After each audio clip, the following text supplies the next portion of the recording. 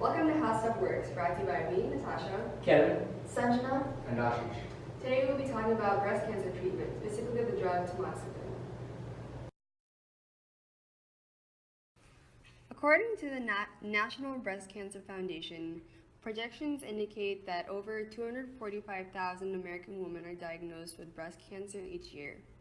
Medical professionals are constantly prescribing effective methods of treatment, and real-life organic chemistry can be applied appropriately to the development of drugs that aid those diagnosed with breast cancer. One of the many drugs used to help breast cancer patients is tamoxifen, a drug whose synthesis relies on the application of Grignard reagents and acid-catalyzed dehydration.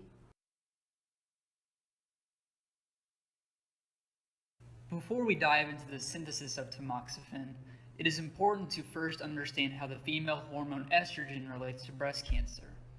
This will allow us to see just how tamoxifen tackles the disease. Estrogen is a very important hormone in the female body, and its chemical structure is shown below. It is used extensively during puberty to develop tissue throughout the body and prepares it for adulthood. Ideally, after doing its job in developing the required breast tissues, the estrogen shuts down and the adult body remains healthy. However, if signals get mixed, it can lead to unnatural growth at improper times, leading to cancer. With the required knowledge of the way in which estrogen functions in relation to breast cancer, the drug tamoxifen's role can now be explained in detail. In use for over 40 years to treat breast cancer, tamoxifen itself is a white pill taken orally that regulates, and in most cases decreases, the amount of estrogen that circulates throughout breast tissue. The estrogen receptor is a protein with several functional parts. After binding with estrogen followed by the DNA, it has the ability to send an activation signal that can stimulate cell growth and proliferation. In the case of cancer, this is unwanted, uncontrolled growth. Tamoxifen is a molecule with the right fit and hence can bind with the estrogen receptors. Once tamoxifen links itself with the estrogen receptors in the cancerous cells, it blocks hormones such as estrogen from binding. This stops the possibility of cell proliferation as it prevents the first required step of estrogen and estrogen receptor linkage. Chemically, tamoxifen has the formula C26H29NO, and its two isomeric structures are shown below. Structurally, tamoxifen consists of an ethyl group, two independent phenyl groups, and a phenoxy group all connected to an alkene. Tamoxifen is also characterized by an N,N-dimethylenamine as a part of the phenoxy chain, as shown below. Tamoxifen can be synthesized into two main isomers, the Z isomer, in which the two phenyl groups are on the same side of the alkene, and the E isomer, where the two phenyl groups are on the opposite sides of the double bond. Its extra bulky tail, as circled below, aids in effectively deactivating the estrogen receptor, therefore curbing cancer. The following portion of the presentation will show the mechanism for the synthesis of the E and Z isomers for tamoxifen. Now I'm going to talk about one method of synthesis of tamoxifen. We start off with this molecule here. This is a classic carbon-carbon bond-forming reaction using Grignard reagent. An alternative resonance structure of Grignard reagent can be seen as follows.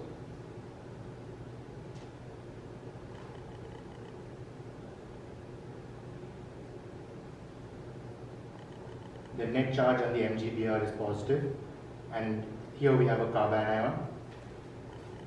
An alternative resonance structure of the carbonyl can be drawn as follows, with the pi electrons moved towards the oxygen. This forms a good electrophilic site.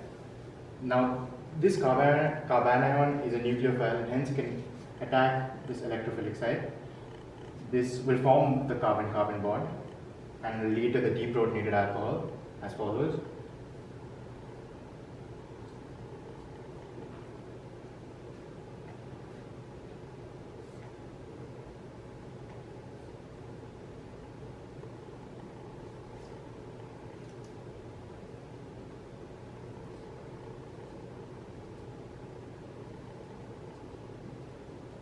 Here NGBr will be a salt with the entire molecule.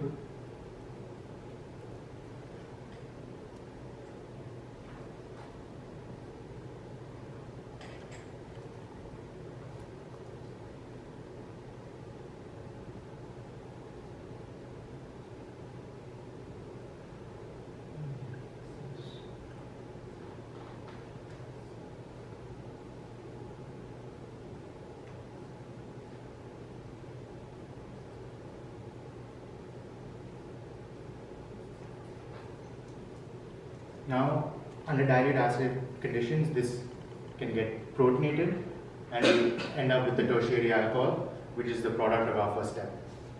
The next step is acid catalyzed dehydration. With the H2SO4 is a strong acid, so under such conditions there will be a lot of protons. The electrons from the oxygen can be transferred here, hence protonating the hydroxy group.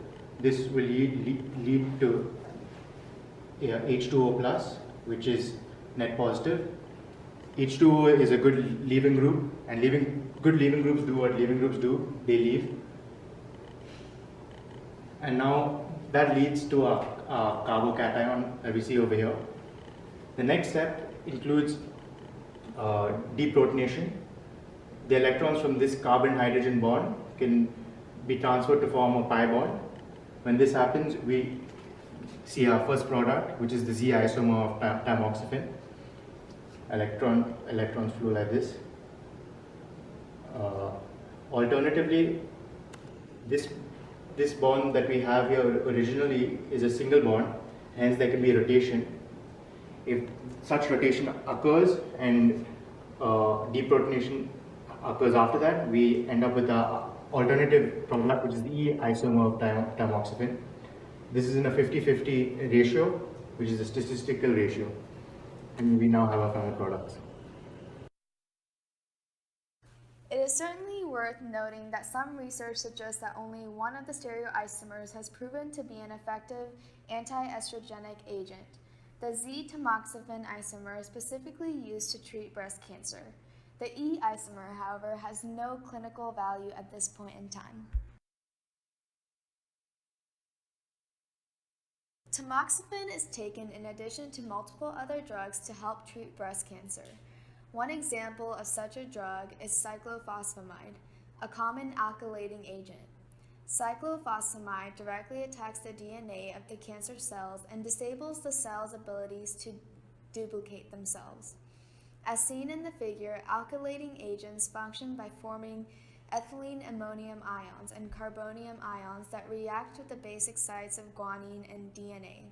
This produces an alkylated purine, which, when reacted with more guanine, results in the cross-linking of DNA strands. Like tamoxifen, cyclophosphamide functions as a form of treatment by inhibiting the growth of cancer cells within the breast tissue.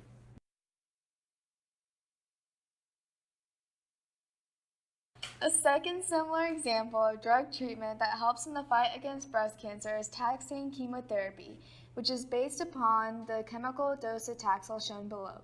Taxane chemotherapy impedes cancer cells' ability to divide. Thus, taxanes are considered to be mitotic inhibitors as they essentially disable mitosis within cells.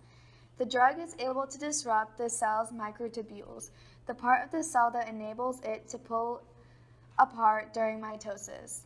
In accordance to tamoxifen and cyclophosphamide, taxanes help treat breast cancer by disabling cancer cells' ability to spread throughout the breast tissue.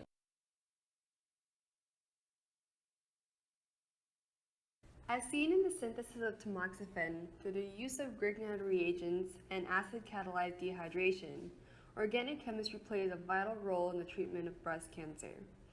There are several other organic molecules, including cyclophosphamide, docetaxel, and that halt cancer cell growth within the breast tissue.